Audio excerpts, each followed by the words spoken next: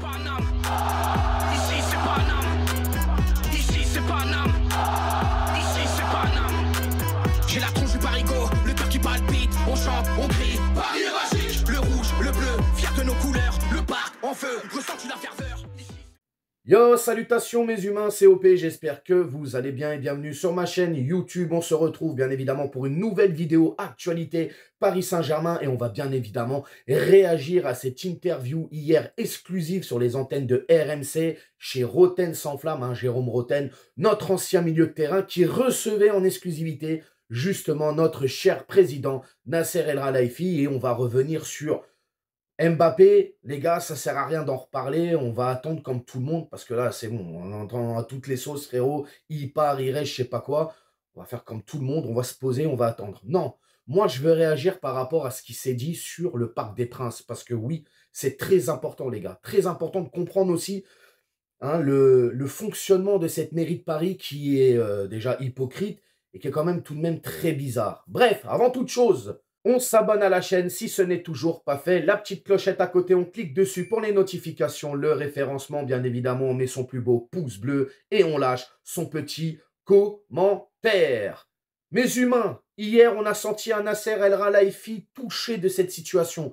Je pense qu'il mesure la problématique de cette vente du Parc des Princes à QSI. Il a la tête sur les épaules, notre président. Il a bien compris que ça a un gros problème parce que si demain Nasser El Khelaifi, le PSG, décide de quitter l'enceinte du Parc des Princes pour aller justement faire un nouveau stade, etc., ça va être très compliqué. Déjà, ça va être compliqué pour le PSG, pour l'historique, etc. Pour la ville de Paris aussi, ça va être compliqué. On va détailler ça tout à l'heure. Et avant toute chose, pour nous les supporters, même si certains là sont en train de tirer tout et n'importe quoi parce que ça veut comparer le modèle français au modèle anglais, machin et tout. Je vais vous dire le fond de ma pensée de tout ça. Bref, en tout cas, déjà hier, on a appris une chose. La mairie de Paris, jusqu'à il y a peu, là, était d'accord pour vendre le Parc des Princes. Qu'est-ce qui s'est passé? Pourquoi un tel revirement de situation? D'un coup, on ne veut plus vendre. C'est très bizarre quand même. Politique, tout ça. Nasser a aussi fait des sous-entendus. Peut-être que nous sommes arabes, peut-être que nous sommes le Qatar. Donc c'est pour ça qu'aujourd'hui, on ne veut plus vendre. Alors, l'adjoint, là, le subordonné de Anne Hidalgo qui s'est insurgé, oui, c'est de la diffamation. Mais c'est bien ce que tu as dit dans ton interview. Je m'opposerai farouchement à une vente du Parc des Princes au Qatar. Ça veut dire quoi? Parce que moi, je tiens à dire une chose. Si nos propriétaires étaient australiens, japonais, malgaches, chinois ou ce que tu veux, thaïlandais, je pense que ça ferait longtemps que le Parc des Princes aurait été vendu. Je vous le dis, c'est le fond de ma pensée et je pense sincèrement que oui. Vraiment. Et je ne suis pas seul à penser comme ça. Mais en tout cas, est-ce que c'est un problème avec le Qatar? Il y a de fortes chances. Politique? Oui. Maintenant, tu ne peux pas demander à un locataire, les gars, on est en France. Et en Europe, il y a une loi, surtout en France. Quand tu es locataire d'un appartement, d'une maison, c'est au propriétaire de prendre en charge les travaux. Et là, tu demandes au Paris Saint-Germain qui a déjà mis plus de 80 millions, 75 millions, disons, je pense.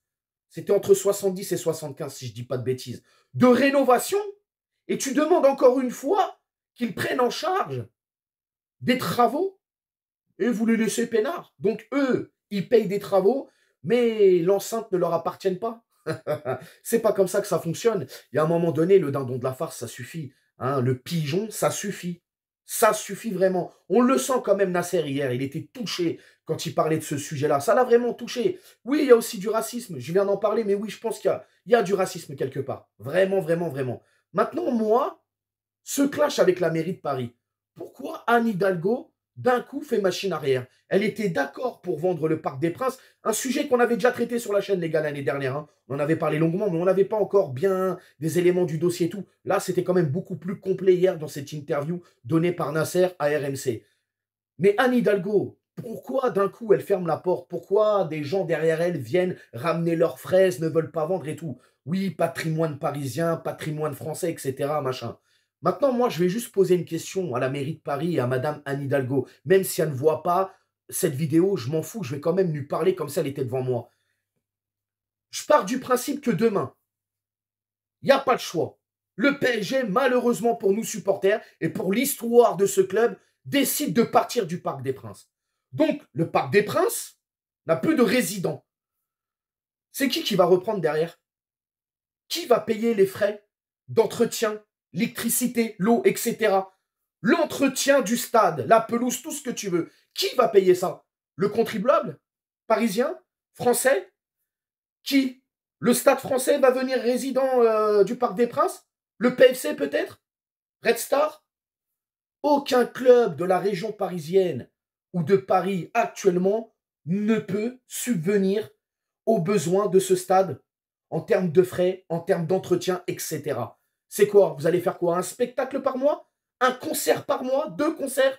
Et vous pensez vraiment que comme ça, vous allez pouvoir entretenir ce magnifique stade? Mais jamais de la vie.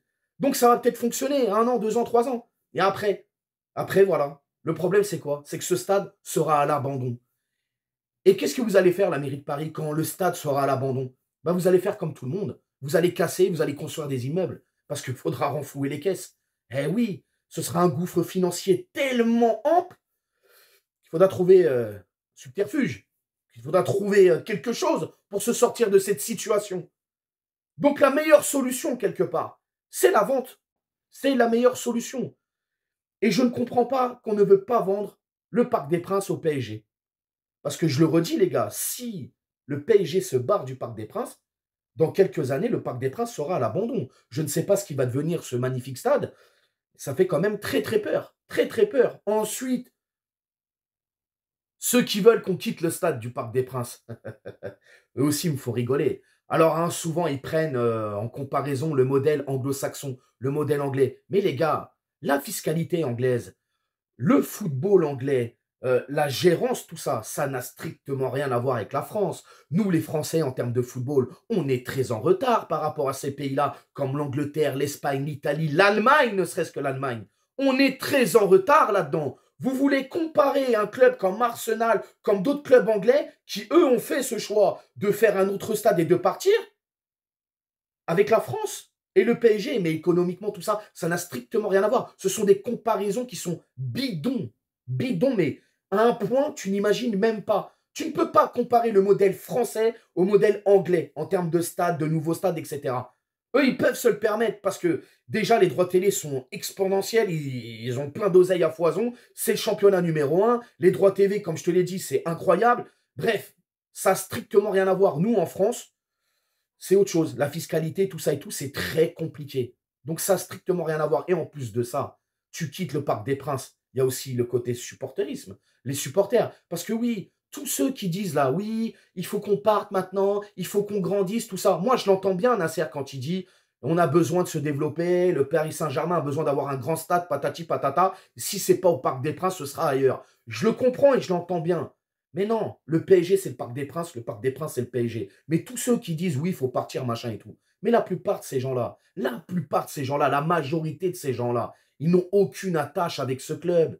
Ils n'ont aucune attache avec ce club. Ils sont venus une fois au Parc des Princes, ils viennent ramener leurs fraises. Ils n'ont aucune attache ni avec le PSG, ni avec le Parc des Princes. Donc c'est facile de parler. Les mecs sont là depuis QSI, ils sont là depuis les stars, les Neymar, les Messi, tout ça. Et ils viennent ramener leurs fraises, faut qu'on parte, faut qu'on parte. Les gars, restez à votre place, occupez-vous d'autres choses, jouez à Fortnite ou je sais pas quoi. Et voilà, laissez les affaires aux grandes personnes, comme on dit. Non mais bon, moi, ce dossier me fatigue. Je ne vous cache pas que c'est vraiment, vraiment fatigant. Et à un moment donné, il va falloir trouver une solution. Et pour moi, la meilleure solution, c'est la vente du Parc des Princes, puisque je le redis, je l'affirme et je suis sûr de ça, les gars, à 100%, que si le PSG se barre du Parc des Princes, ce magnifique stade, ce stade historique, ce stade où la première fois j'y ai mis les pieds, j'avais 7 ans, frérot, sera avoué à l'abandon. Parce qu'à un moment donné, la mairie de Paris, la ville de Paris, le contribuable, et aucun club ne pourra entretenir ce stade. C'est pas possible. Ce ne sera pas possible. Et à un moment donné, vous verrez, je vous le dis, ils seront obligés de le détruire, construire des trucs dessus pour amener de l'oseille. Malheureusement. Je ne sais pas, vous, comment vous l'avez perçu, justement, ce passage-là sur cette vente du Parc des Princes. Est-ce que vous êtes pour, justement, rester au parc et faire plier la mairie, quitte à aller manifester, les gars? Il y a un moment donné, je pense que nous aussi, les supporters, on doit aller manifester notre mécontentement devant la mairie de Paris et dire non, on veut rester au Parc des Princes, il faut vendre le Parc des Princes. Et vendre le Parc des Princes, c'est aussi le sauver, quelque part. Quelque part, moi je le vois comme ça. Bref, vous me dites tout en commentaire, comment vous sentez ce dossier, est-ce qu'il faut qu'on parte, faut qu'on reste, etc. Tu me dis tout en commentaire. N'hésite pas à t'abonner, partage, like. Et puis on s'attrape bien évidemment pour une prochaine vidéo actualité. Ciao. On t'a fait Nougano, c'est que tu t'es pris une banane. Patoche à la néné, nettoyeur de lucarne, nique sa mère, les foutiques, c'est Lutèce que j'incarne. Paris Capital et la...